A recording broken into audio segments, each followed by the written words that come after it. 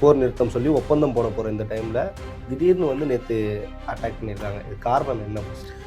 அது ட்ரம்போட மூடை பொறுத்து அப்படி போயிடுச்சு. இப்போ நிலைமை ட்ரம்ப் நல்ல மூடில் இருந்தால் போர் நிறுத்தம், மூடு சரியில்லைன்னா போர். ஈரானுடைய ஜனாதிபதி மசூத் பெசஸ்கியானும் சைன் பண்ணணும், இந்த அளவுக்கு இடத்துக்கு போயிடுச்சு. திடீர்னு நேற்று பார்த்தீங்கன்னா ஒப்பந்தத்தை நாங்கள் விட்டுட்டோம், எங்கே வச்சு சொல்கிறார்? துருக்கியில் வச்சு சொல்கிறார். இதே 2 நாளைக்கு முன்னாடி ட்ரம்ப் சொன்னார், அந்த உடலை கொண்டுட்டு போகிறாங்க, அவர் செத்து 4 மாதம் ஆச்சு, இப்பவும் எப்படி அழுகுறாங்கன்னு கேட்டார். இது வந்து பொய் அழுகை. அதுதான் இன்னைக்கு பிரச்சனை. அவர் இயல்பான மனோநிலையை சாராதவராக இருக்கிறார். அப்போ இன்னைக்கு இஸ்ரேலுடைய சூழ்ச்சியில் மீண்டும் அமெரிக்கா உள்ளே வந்திருக்கிறது. இப்போ நீங்கள் இறுதி ஒப்பந்தத்துக்கு வந்துட்டீங்க, இறுதி உடன்படிக்கைக்கு வந்துட்டீங்க, அப்புறம் என்ன உங்களுக்கு என்ன பிரச்சனை, இன்னும் ஏன் வந்து பதட்டமான ஒரு சூழல் இருக்குன்னு கேட்டாங்க. அதுக்கு அவர் சொன்னார், நாங்கள் இன்னும் அமெரிக்காவை நம்பவில்லை. ஏன்னா அமெரிக்கா வந்து நம்பத்தகுந்த ஒரு நாடு அல்ல.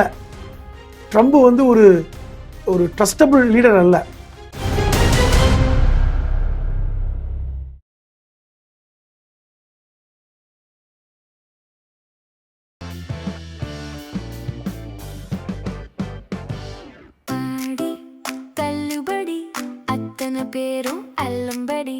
ஆறு முதல் 60% வரை ஆடி தள்ளுபடியுடன் super Saravana stores, Chennai, Madurai, Kovai. Gem தொலைக்காட்சி நேயர்களுக்கு வணக்கம். இன்றைய சிறப்பு நேர்காணலில் நம்மோடு சர்வதேச ஆய்வாளர் திரு புதுமட அலீம் அவர்கள் இணைந்துள்ளார். அவரிடம் பல விஷயங்கள் கேட்போம். சார் வணக்கம். வணக்கம். வணக்கம் சார், எப்படி சார் இருக்கீங்க? நலமா இருக்கேன் சார். அதாவது ஈரான் இந்த போர் நிறுத்தம் வந்து ஒப்பந்தம் வந்து போர் நிறுத்தம் சொல்லி ஒப்பந்தம் போட போகிற இந்த டைமில் திடீர்னு வந்து நேற்று அட்டாக் பண்ணியிருக்காங்க. இது காரணம் என்ன? ஃபர்ஸ்ட் அது ட்ரம்போட மூடை பொறுத்து அப்படி போயிடுச்சு. இப்போ நிலைமை ட்ரம்ப் நல்ல மூடில் இருந்தால் போர் நிறுத்தம், மூடு சரியில்லைன்னா போர். அந்த அளவுக்கு இன்னைக்கு சர்வதேச அளவில் ட்ரம்புடைய மனநிலை இன்னைக்கு மோசமடைந்திருக்கிறது. ஏன்னா கடந்த முறை வந்து பிரான்ஸில் வைத்து தான் நாங்கள் போர் நிறுத்தம் நடத்த போகிறோம், ஒப்பந்தம் போட போகிறோம், 60 நாள் டைமு, இந்த 60 நாட்களுக்குள் ஒரு தீர்மானமான இறுதி ஒப்பந்தத்தை நாங்கள் போட்டு விடுவோம், இனிமேல் ஈரானுக்கும் அமெரிக்காவுக்கும் சண்டையே கிடையாது, ஹார்மோஸ் முழுமையாக திறக்கப்பட்டுரும், இனி கச்சா எண்ணெய் விலை ஏறாது அப்படின்னு பேசினார். இதே ட்ரம்ப் தான் பேசினார்.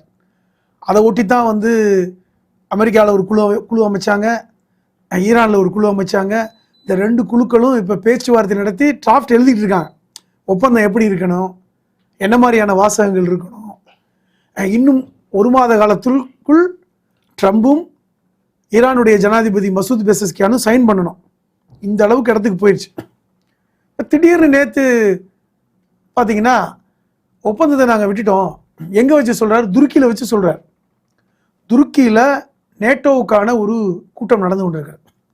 நேட்டோங்கிறது நார்த் அட்லாண்டிக் கண்ட்ரிஸ் ட்ரீட்டின்னு சொல்லக்கூடிய அந்த ஐரோப்பிய யூனியனில் தான் நேட்டோ இருக்கும், நேச நாடுகள்.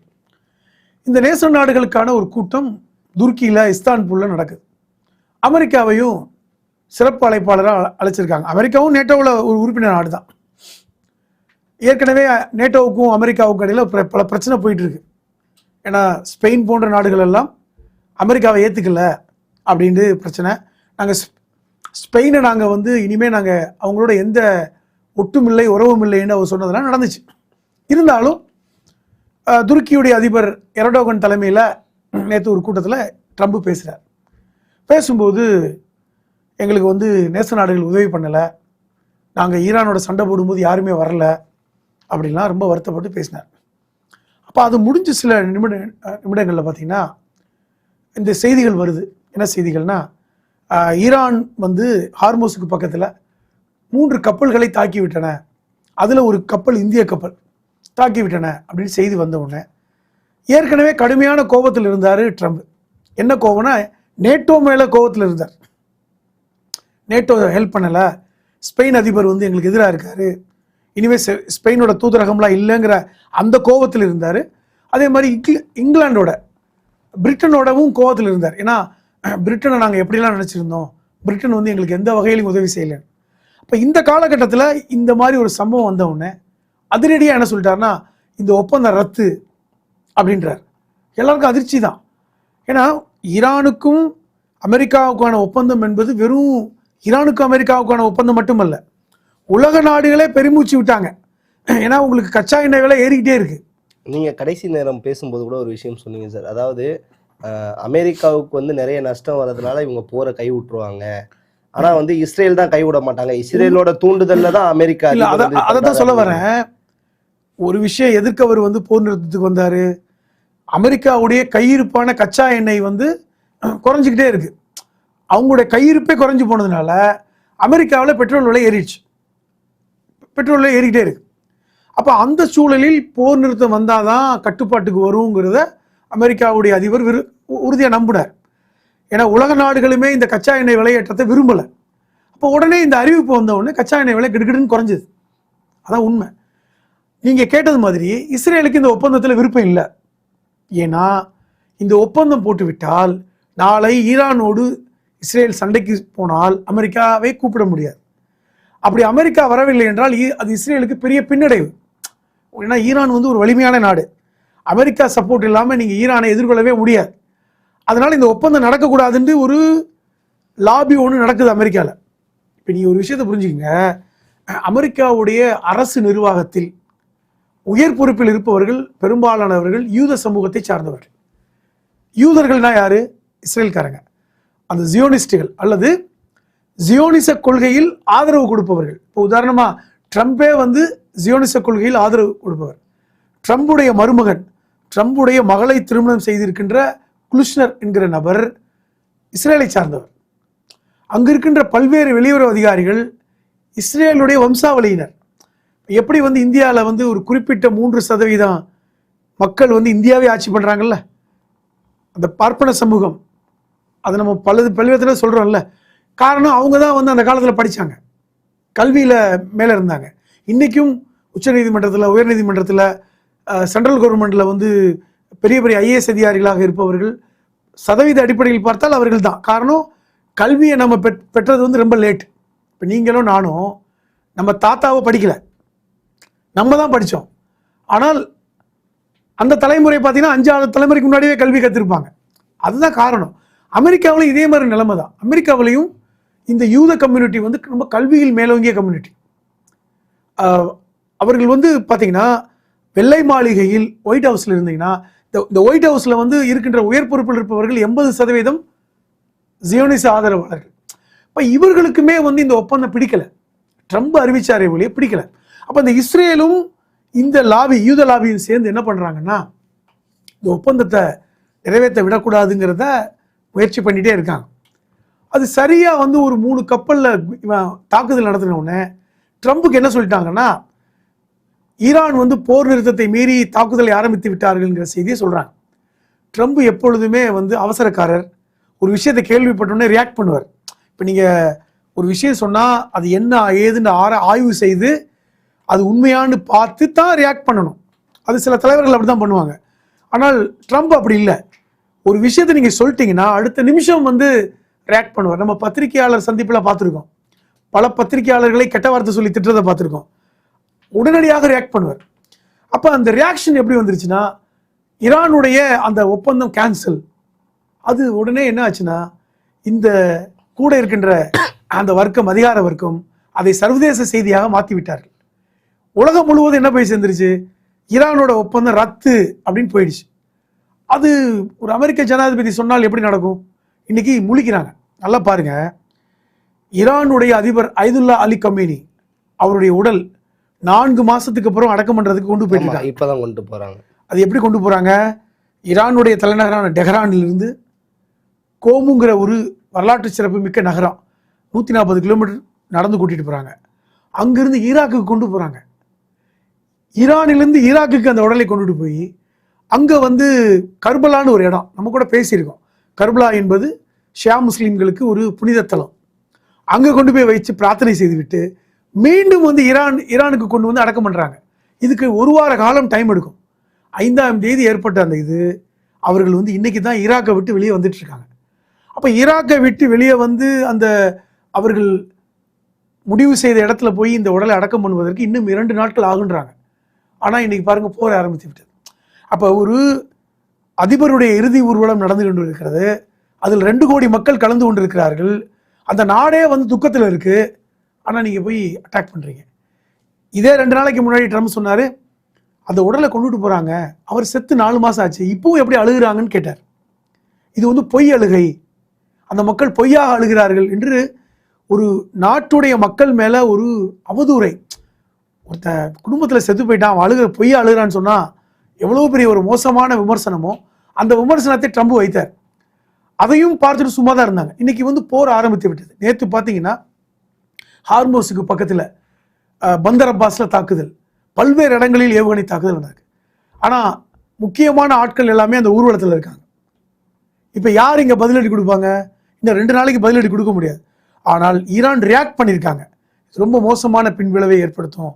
நாங்கள் வந்து ஒரு முக்கியமான காலகட்டத்தில் எங்களுடைய அதிபருடைய உடலை நாங்கள் அடக்கம் பண்ணுவதற்காக கொண்டு போயிட்டு இருக்கோம்.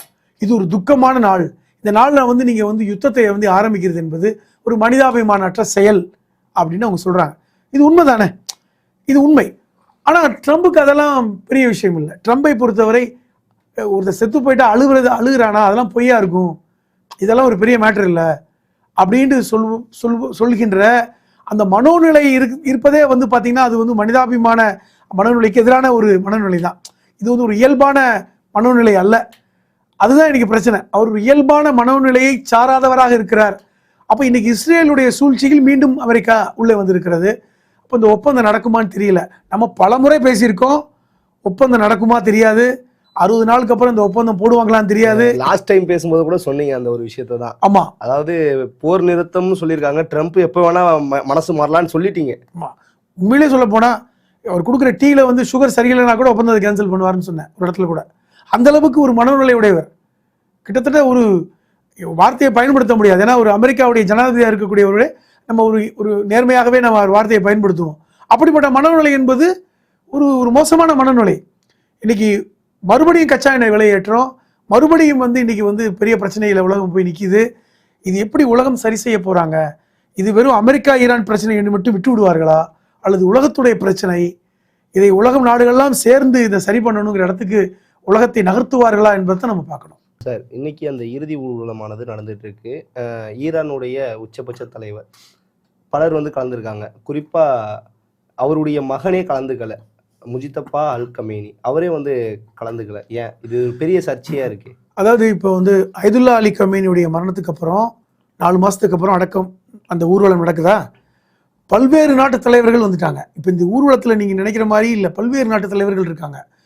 பிரதமர் ஜனாதிபதி வரலைன்னா கூட அவர்களுடைய தூதுவர்கள் வந்திருக்காங்க. ஏன்னா பெரிய பெரிய ஜனாதிபதி பிரதமர்கள் வரல. காரணம் என்னன்னா, திடீர்னு ஒரு ஏவுகணை தாக்குதல் நடந்துச்சுன்னா அந்த அச்சத்தில் எல்லா நாடுகளுமே உயர்ந்த தலைவர்களை அனுப்பல. ஆனால் இந்த ஊர்வலத்தின் ஆரம்பத்தில் அதற்கான ஒரு பிரார்த்தனை நடந்தது. அதுல பல தலைவர்கள் வந்தாங்க. இந்தியா சார்பில் கூட இந்தியாவுடைய துறவிகளை அனுப்பியிருந்தாங்க. இந்தியாவுடைய துறவிகள் அயோத்தியிலிருந்துலாம் போனாங்க. துறவிகளை முன்வரிசையில் நிறுத்தி வைத்திருந்தாங்க. அப்புறம் அப்படிப்பட்ட ஒரு செரிமனியாகத்தான் இருந்தது. அந்த கிராண்ட் மாஸ்கில் அவரோட உடல் பரப்பப்பட்டு மிகப்பெரிய அளவில் பிரார்த்தனை நடந்தது. இப்போ நீங்கள் கேட்ட கேள்வி, ஐதுல்லா அலி கமேனியுடைய மகன் முஜிதபா அலி கமேனி, அவர் தான் இன்னைக்கு ஈரானுடைய சுப்ரீம் லீடர். அவர் தான் இன்னைக்கு வந்து ஈரானுடைய அதிபர், உயர்ந்த பொறுப்பில் இருக்கார். அவர் இதில் கலந்துக்கல. அது வந்து ஒரு திட்டமிட்டு தான் கலந்து கொள்ளவில்லை என்றாங்க. ஏன்னா இப்போ பாருங்க, உடன்படிக்கையை கேன்சல் பண்ணுறாரு. இந்த ஊர்வலத்தில் வந்து திடீர்னு ஒரு குண்டு வெடிச்சிருச்சுன்னா என்ன ஆகுது? அப்போ முஜிதபா அலி கமேனி வெளி உலகத்துக்கு தெரியாமல் பாதுகாப்பது என்பது கூட ஒரு ஈரானுடைய ஒரு யுக்தியில் ஒன்றாகத்தான் இருக்கிறது. அது இருக்கட்டும், வேணாம், வெளியே தெரிய வேண்டாம். ஒருவேளை முஜிதபா அலி கமேனிக்கு வந்து உயிருக்கு ஆபத்து இருக்கிறது, அவரை தாக்கணும்னு சொல்றாங்க. முஜிதபா அலி கமேனி எப்பொழுது வேண்டுமானாலும் கொல்லப்படுவார் என்று இஸ்ரேல் சொல்லிட்டே இருக்காங்க. அப்ப இந்த ஆபத்திலிருந்து அவரை காப்பாற்ற வேண்டும் என்பதற்காக அவர் வெளியுலகத்துக்கு வரல. இன்னொன்னு சொல்றாங்க, அவர் வந்து ஒரு மாறு வேடத்தில் வேறொரு ஆளாக கூட கலந்து கொள்ளலாம் அப்படின்றாங்க. எப்படி இருந்தாலும் அவரை சுற்றி ஒரு பெரிய பாதுகாப்பு வளையம் இருக்கிறது. அதனால அவர் கலந்து கொள்ளலை. இப்போ இன்னைக்கு வந்து ஒரு யுத்தம் ஆரம்பிச்சிட்டாங்க. இந்த ஊர்வலம் எங்க நடக்குது? இப்போ ஈராக்ல இருக்காங்க. அப்போ டெஹரான்ல யார் பார்த்துக்கிறது? இப்போ டெஹரான்ல வந்து முஜ்தபா அலி கமேனி இருந்தால் இன்னும் வசதியாக இருக்கும். அப்போ ஒரு விஷயத்தை வந்து தெளிவாக சொன்னாங்க ஈரான், குறிப்பாக அந்த அப்பாஸ் யாராக்கி அவர் தான் வெளியுறவு அமைச்சர் சொன்னார். அவர்கிட்ட கேள்வி கேட்டாங்க, இப்போ நீங்கள் இறுதி ஒப்பந்தத்துக்கு வந்துட்டீங்க, இறுதி உடன்படிக்கைக்கு வந்துட்டீங்க, அப்புறம் என்ன உங்களுக்கு என்ன பிரச்சனை, இன்னும் ஏன் வந்து பதட்டமான ஒரு சூழல் இருக்குன்னு கேட்டாங்க. அதுக்கு அவர் சொன்னார், நாங்கள் இன்னும் அமெரிக்காவை நம்பவில்லை. ஏன்னா அமெரிக்கா வந்து நம்பத்தகுந்த ஒரு நாடு அல்ல. ட்ரம்ப் வந்து ஒரு ஒரு ட்ரஸ்டபிள் லீடர் அல்ல, ஒரு டிப்ளமேட்டிக் லீடர் அல்ல, எப்பொழுது வேண்டுமானாலும் மனம் மாறக்கூடிய ஒரு நபராக இருக்கிறார் அப்படின்னு சொன்னார். இப்போ இன்னைக்கு உறுதியாயிடுச்சா? அப்போ அவங்க வந்து இந்த போர் நிறுத்தம் நம்ம எப்படி பேசுகிறோமோ இந்த ஒப்பந்தம் நடக்கும் வரை அவர்கள் நம்பலை. அப்போ எப்பொழுது வேண்டுமானாலும் போருக்கான ஒரு சமிக்கை வரலான்னு நம்புகிறாங்க. அப்போ இன்னைக்கு அவங்க எதிர்பார்த்துருக்காங்க. அதனால தான் அவங்க வந்து திருப்பி ரியாக்ட் பண்ணுறாங்க. நீங்கள் அடிச்சியா, நாங்கள் திருப்பி அடிக்க தான் செய்வோம், இது தப்பு பண்ணுறீங்க, அப்போ இனி கடுமையாக இருக்கும் அப்படிங்கிற மாதிரி போகிறாங்க. நான் என்ன பார்வையில் பார்க்குறேன்னா, இதை உலகம் வந்து இந்த மீண்டும் போர் நடப்பதற்கு விடாது அப்படிங்கிற மாதிரி பார்வை பார்க்குறேன். ஏன்னா இது வந்து வெறுமனே வந்து அமெரிக்கா ஈரான் பிரச்சனை மட்டுமல்ல, இது உலக நாடுகளுக்கும் சிக்கலை ஏற்படுத்துகிறது. அதனால் இது கண்டிப்பாக வந்து ஒப்பந்தத்துக்கு நகர்த்து தான் பார்ப்பாங்க. ட்ரம்பை எப்படியாவது நகர்த்தி கொண்டு போக தான் பார்ப்பாங்க. இன்றைக்கி நேட்டோவில் இருக்கின்ற சில நாடுகள் அமெரிக்காவுக்கு எதிராக இருக்காங்க. அதில் குறிப்பாக ஸ்பெயின் போன்ற நாடுகள் அமெரிக்காவுக்கு எதிராக இருக்காங்க.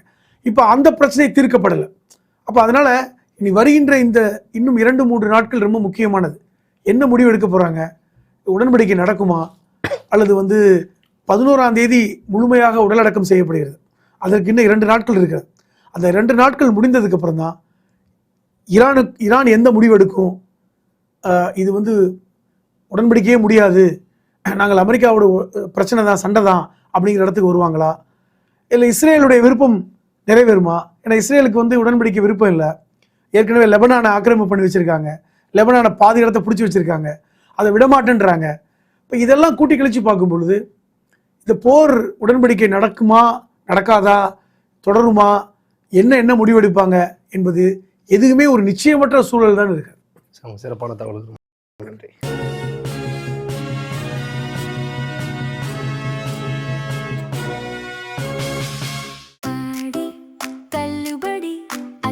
பேரும் அல்லம்படி 6 முதல் 60% வரை ஆடி தள்ளுபடியுடன் சூப்பர் சரவணா ஸ்டோர்ஸ், சென்னை, மதுரை, கோவை.